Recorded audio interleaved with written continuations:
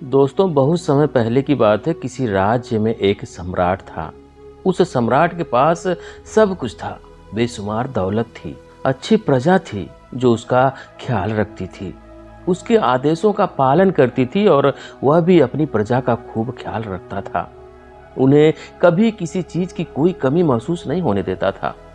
दोस्तों, कहने को तो उस सम्राट के पास सब कुछ था, किसी चीज की कोई कमी नहीं थी, लेकिन उसका मन कभी किसी एक काम पर नहीं टिक पाता था। वह जब भी किसी भी चीज को करने का प्रयास करता था तो उसका मन कहीं ना कहीं भटक जाता था और इस चीज को लेकर वह बहुत चिंतित रहता था। कई बार वह अन्य राज्य के राजाओं से भी मिला था और सभी ने उसे अलग अलग राय दी थी। सभी ने उसे अलग अलग तरीके बताए थे। जो भी तरीके उस सम्राट ने सुने थे, उन तरीकों को अपने जीवन में उतारा, लेकिन उन उपायों से उसे कोई लाभ नहीं मिला, जिसके कारण वह हमेशा चिंतित रहता था, परेशान रहता था। कई बार तो रातों को उसे नींद भी नहीं आती थी और वह केवल करवटें बदलता रहता था। एक दिन सम्राट के कानों तक एक बात पहुंची कि उसके राज्य में एक ऐसा असाधारण व्यक्ति है जिसके शब्द अनमोल हैं, जिसके एक एक शब्द में जीवन का रहस्य छुपा है, जीवन का सत्य छुपा है। और उस व्यक्ति से मिलने के लिए लोग दूर दूर से आते हैं, क्योंकि हर व्यक्ति की समस्या का समाधान वह बहुत ही सरलता और आसानी से करता है। यह बात सुनकर सम्राट बहुत प्रसन्न हुआ। उसे लगा कि अब उसके सवालों का जवाब उसे मिल जाएगा। इतनी तारीफ सुनकर सम्राट ने यह तय किया कि वह तुरंत ही जाकर उस व्यक्ति से मिलेगा और उसे यह भी पता चल जाएगा कि जो लोग उनकी तारीफ कर रहे हैं, क्या वह सच है या नहीं। अगले दिन सुबह वह सम्राट उस व्यक्ति से मिलने के लिए निकल गया। रास्ता लंबा था, जिस कारण सम्राट ने बीच रास्ते में आराम किया और वहां पर उपस्थित हर कोई उस व्यक्ति के बारे में जानता था। जब सम्राट ने उनसे उस व्यक्ति के बारे में पूछा तो वे लोग उस असाधारण व्यक्ति की खूब तारीफ कर रहे थे। तभी सम्राट ने सोचा कि लगता है यह व्यक्ति बहुत बुद्धिमान, बहुत ज्ञानी और प्रभावशाली व्यक्ति होगा, अन्यथा हर कोई उसकी इतनी तारीफ नहीं करता। जरूर ही उस व्यक्ति में ऐसी कोई बात अवश्य है जिसके कारण हर कोई उन्हें जानता है और उनकी तारीफ कर रहा है। उस व्यक्ति की तारीफ सुनकर सम्राट के मन में उस व्यक्ति से मिलने की उत्सुकता और बढ़ गई। अब वह सम्राट जल्द से जल्द उस व्यक्ति से मिलना चाहता था। जैसे तैसे वह सम्राट उस व्यक्ति के आश्रम पहुंचा, पर आश्रम में उसे कोई नजर नहीं आया। आश्रम के पीछे एक छोटा सा बगीचा था और जब सम्राट वहां पहुंचा तो उसने देखा कि बगीचे में एक माली काम कर रहा था। उसका पूरा शरीर मिट्टी से लथपथ था, पैरों में कोई चप्पल नहीं थी। इसको देखकर सम्राट ने माली से कहा, सुनिए भाई, इस आश्रम के मालिक कहाँ हैं? मैं उनसे मिलने आया हूँ। इस पर वह माली जवाब देते हुए कहता है, श्रीमान आप अंदर बैठिए, मैं उन्हें बुलाता हूँ, वह जल्द ही आपसे मिलेंगे। माली की यह बात सुनकर सम्राट अंदर कुटिया में जाकर बैठ गया और उस असाधारण व्यक्ति के आने का इंतजार करने लगा। कुछ देर प्रतीक्षा करने के बाद जब असाधारण व्यक्ति उस सम्राट के सामने पहुंचा, उसने देखा कि यह तो वही व्यक्ति है जो बगीचे में काम कर रहा था। सम्राट ने उन्हें प्रणाम किया और बहुत हैरानी से कहा, आप तो वही माली हैं जो बाहर बगीचे में काम कर रहे थे। लेकिन अब की बार तो माली एक बौद्ध भिक्षु के रूप में आए थे। तभी बौद्ध भिक्षु सम्राट से कहते हैं, सम्राट मेरा मजाक माफ कीजिए, मैं ही यहाँ का माली हूँ और मैं ही वह असाधारण व्यक्ति हूँ जिससे आप यहाँ इतनी दूर मिलने आए हैं। कृपा करके आप अपने आने का कारण बताइए। इस पर सम्राट उन बौद्ध भिक्षु से कहता है, हे महात्मा, मैंने सुना है कि आप जैसा व्यक्ति इस पूरे राज्य में नहीं है। मैंने आपकी तारीफ सुनी है, मैंने आपके बारे में कई सारी अच्छी बातें सुनी है। मैंने यह भी सुना है कि आपके पास जो भी अपनी समस्या लेकर आता है उसकी समस्या का समाधान आप अवश्य करते हैं। इसी कारणवश मैं आपसे यहाँ मिलने आया हूँ और मैं आपसे उपदेश सुनना चाहता हूँ। लेकिन मेरे मन में एक शंका है। इस पर वह बौद्ध भिक्षु सम्राट से कहते हैं, कैसी शंका? इस पर सम्राट कहता है, मैंने बहुत से विद्वानों को देखा है, बहुत से ज्ञानियों को देखा है। वे जब भी चलते हैं तो उनके पास तरह तरह की ज्ञान की किताबें होती हैं।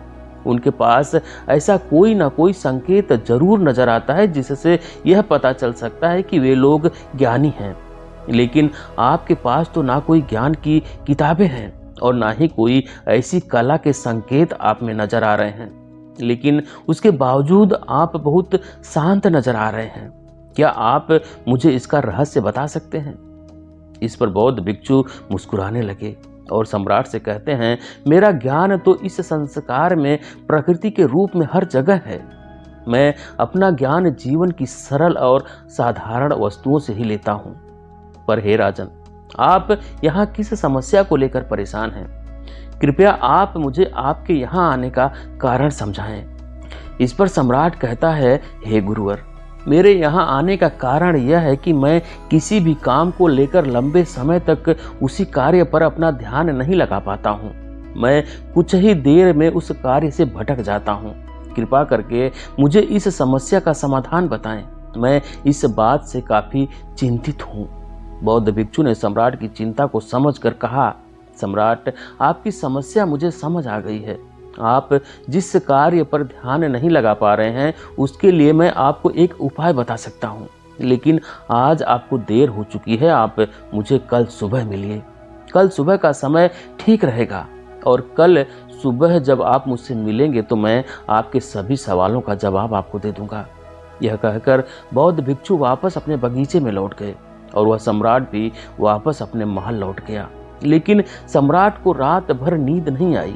वह बस यही सोच में लगा था कि आखिर बौद्ध भिक्षु मुझे क्या बताने वाले हैं।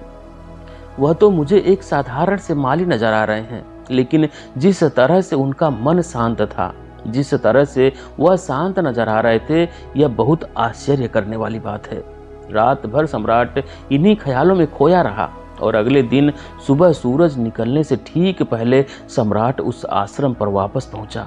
वहां पर बौद्ध भिक्षु पहले से ही उपस्थित थे। जैसे ही सम्राट वहां पहुंचा, वह बौद्ध भिक्षु एक पानी का छोटा सा जग सम्राट के हाथ में थमाते हुए कहते हैं, इसे लीजिए और पौधों पर धीरे धीरे पानी डालिए। और ऐसा करते करते यह आपके सामने पूरे 15 पौधे हैं। इन सभी पर आपको इसी प्रकार पानी डालते चले जाना है।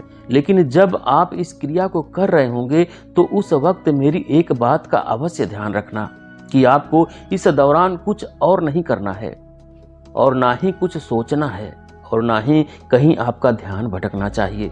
आप जब इन पौधों को पानी दे रहे होंगे तो आपका पूरा ध्यान केवल इन पौधों पर ही होना चाहिए। यदि इस बीच आपके मन में कोई विचार आए तो वहीं पर रुक जाना और फिर दोबारा से पहले पौधे से पानी डालना शुरू करना। और जब आप मेरी बात मानकर ठीक इसी प्रकार इन सभी 15 पौधों को पानी दे देंगे, तब आप मेरे पास आना और मैं आपके सभी सवालों का जवाब आपको दे दूंगा। उस सम्राट ने आज तक ऐसा कोई काम नहीं किया था और सम्राट को यह काम बहुत छोटा सा लग रहा था। सम्राट पहली बार ऐसा कोई काम करने जा रहा था। उस पानी के जग से पहले पौधे पर बहुत ही ध्यानपूर्वक पानी दिया और फिर दूसरे पौधे की ओर आगे बढ़ा। दूसरे पौधे पर भी उसने ध्यानपूर्वक पानी दिया। फिर उसने तीसरे पौधे पर पानी देना शुरू किया ही था कि उसके मन में तरह तरह के विचार उत्पन्न होने लगे। उसे अपने महल का बगीचा याद आने लगा, जहां पर तरह तरह के फूल थे, तरह तरह के पौधे लगे हुए थे। तभी अचानक उस सम्राट को उन बौद्ध भिक्षु की बात याद आ गई। यदि मन में कोई भी विचार उत्पन्न हो तो उसे फिर से पहले पौधे से पानी देना शुरू करना होगा। तुरंत ही पहले पौधे के पास वापस पहुंचा और उसने फिर से पहले पौधे को पानी दिया। दूसरे पौधे को उसने फिर से ध्यानपूर्वक पानी दिया। जैसे ही वह तीसरे पौधे पर पहुंचा, उसके मन में फिर से कई तरह के विचार उत्पन्न होने लगे। अब की बार यह सोच रहा था, पता नहीं मेरे बिना मेरे साम्राज्य में क्या हो रहा होगा। और अब की बार सम्राट को बहुत क्रोध आने लगा। उसने सोचा कि आखिर में यह छोटा सा कार्य क्यों नहीं हो पा रहा है। वह तुरंत ही फिर से पहले पौधे के पास पहुंचा उसने अब की बार बहुत ध्यानपूर्वक पहले पौधे को पानी दिया, दूसरे पौधे को भी ध्यानपूर्वक पानी दिया। ऐसे करते करते अब की बार सम्राट 5 पौधों में बहुत ही ध्यानपूर्वक पानी दे चुका था। लेकिन अब की बार जैसे उसने छठे पौधे पर पानी देना शुरू किया, उस पानी को देखकर सम्राट के मन में नदी के विचार उत्पन्न होने लगे और सम्राट अब बहुत परेशान हो चुका था। जितनी बार वह पौधों को पानी देने का प्रयास करता है, हर बार वह असफल हो जाता है। उसका मन उतना ही ज्यादा व्याकुल हो जाता है और वह खुद पर क्रोधित हो जाता है। सम्राट यह बहुत अच्छी तरीके से जानता था कि वह बौद्ध भिक्षु उसकी परीक्षा ले रहे हैं। वह बहुत बुद्धिमान था, इस कारण उसने उन बौद्ध भिक्षु के सभी नियमों का पालन करना जरूरी समझा। सम्राट जितनी बार भी कोशिश करता है, हर बार वह असफल हो जाता है। उसका मन उतना ही ज्यादा व्याकुल हो जाता है, हमेशा खुद को किसी न किसी विचार में उलझा हुआ पाता है। ऐसे ही करते करते सुबह से शाम का वक्त हो चुका था, लेकिन अब तक वह सम्राट पूरे 15 पौधों में पानी नहीं दे पाया था। जब बौद्ध भिक्षु लौटकर शाम को वापस आश्रम लौटे तो उन्होंने देखा कि वह सम्राट थक हार कर बैठा हुआ है और तरह तरह की बातों में उलझा हुआ है। तभी बौद्ध भिक्षु सम्राट के पास पहुंचे और कहने लगे, हे सम्राट, मैं तुम्हारी ईमानदारी से बहुत खुश हूँ। तुमने अपने कार्य को पूरे मन और लगन के साथ करने का पूरा प्रयास किया है, इसलिए जो बात मैं तुम्हें बताने जा रहा हूँ उसे बहुत ही ध्यानपूर्वक सुनना और समझने का प्रयास करना। जब हमारा मन विचारों से खाली हो जाता है, तब उसमें मन का असली स्वरूप नजर आता है। तब साधारण से साधारण सा काम भी हमें ज्ञान और शांति देता है। इस पर सम्राट उन बौद्ध भिक्षु से कहता है, हे महात्मा, पर यह कैसे संभव है? मैं तो जब भी कोई कार्य करता हूँ तो मन में कई तरह के विचार उत्पन्न होने लगते हैं और मैं उन विचारों में फंस कर रह जाता हूँ और वहां से बाहर निकलने का कोई रास्ता मुझे नजर नहीं आता है।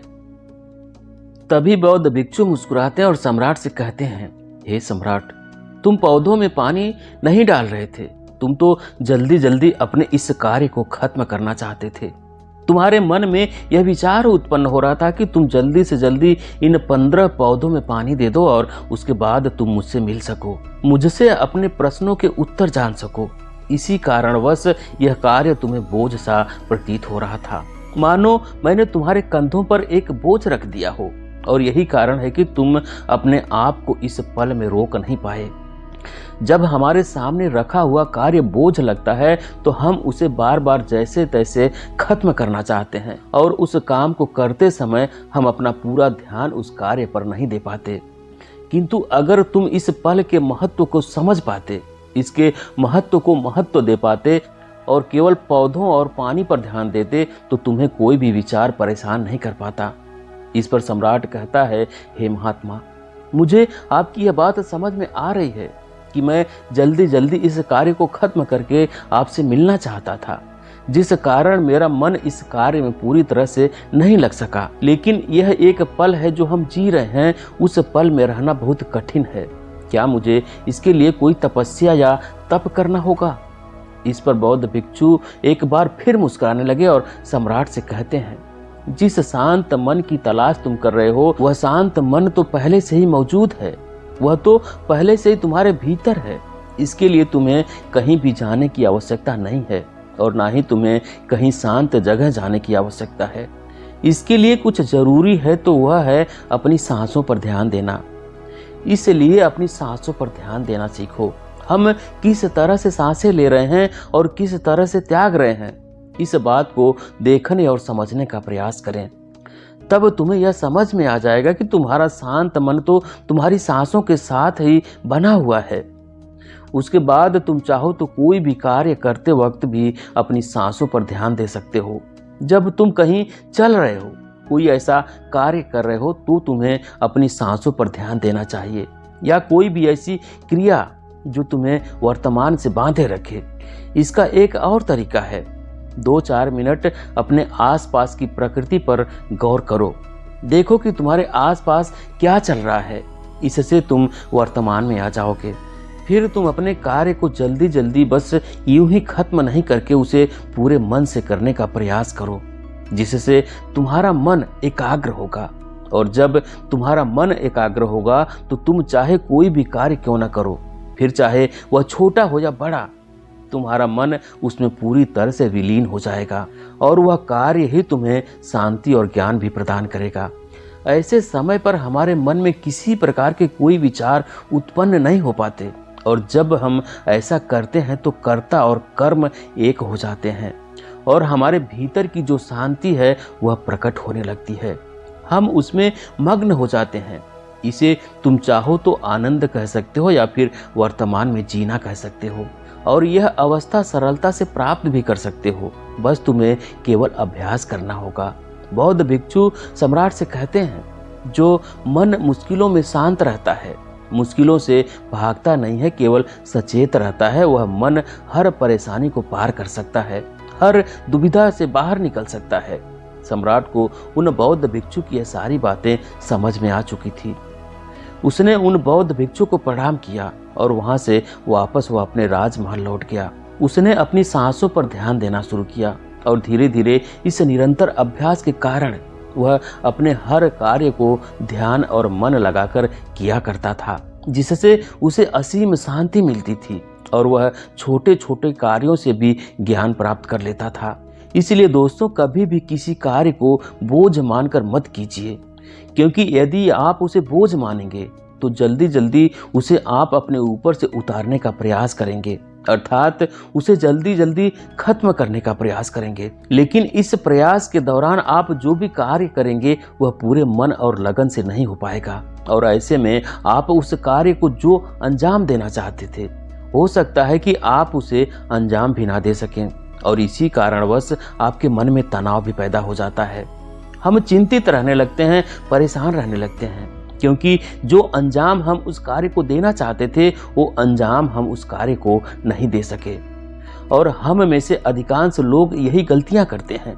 जब उन्हें कोई कार्य सौंपा जाता है तो वह उस कार्य को करने का प्रयास तो करते हैं, लेकिन वह चाहते हैं कि वह कार्य कितनी जल्दी खत्म हो जाए, और वह उस कार्य को करते वक्त अपने आप को वहां नहीं रख पाते, बल्कि उनका मन तो कहीं और ही भटकता रहता है, जिससे हमारा मन हम पर हावी होने लगता है, हमें तरह तरह के विचार दिखाता है और हम उन विचारों में डूबते चले जाते हैं। हम उन विचारों में फंसते चले जाते हैं और फिर वहां से हमें निकलने का कोई रास्ता नजर नहीं आता, जिससे हमारे मन में तनाव पैदा होने लगता है। हम बहुत परेशान होने लगते हैं। हम चाह कर भी किसी कार्य को नहीं कर पाते, और जो कार्य हमें वर्तमान की ओर ले जा सकता था उस दरवाजे को हम खुद ही बंद कर देते हैं, क्योंकि वह कार्य हमें बोझ लगने लगता है। इसलिए जब भी आप कोई कार्य शुरू करना चाहते हो तो उससे पहले अपना पूरा ध्यान अपनी सांसों पर केंद्रित करें, और फिर आप चाहें तो अपने काम के दौरान भी अपनी सांसों पर अपना ध्यान लगाए रख सकते हैं। और यही सांस का जो ध्यान है यह आपके काम के ध्यान में परिवर्तित हो जाएगा, और इस कार्य में जो भी कठिनाइयां उत्पन्न हो रही हैं उसे आप पल भर में सुलझा देंगे। फिर चाहे कैसी भी विपरीत परिस्थितियां आपके सामने क्यों ना आ जाए, आप उस कार्य को पूरे मन और लगन के साथ पूरा करके ही रहेंगे। दोस्तों, उम्मीद है कि आपने आज के इस वीडियो से ज़रूर कुछ ना कुछ सीखा होगा, तो इस वीडियो को अपने दोस्तों के साथ शेयर करना बिल्कुल ना भूलें। ऐसे ही सपोर्ट करने के लिए चैनल को सब्सक्राइब भी ज़रूर करें। तो चलिए मिलते हैं ऐसे और वीडियो के साथ, तब तक के लिए अपना ख्याल रखें। धन्यवाद।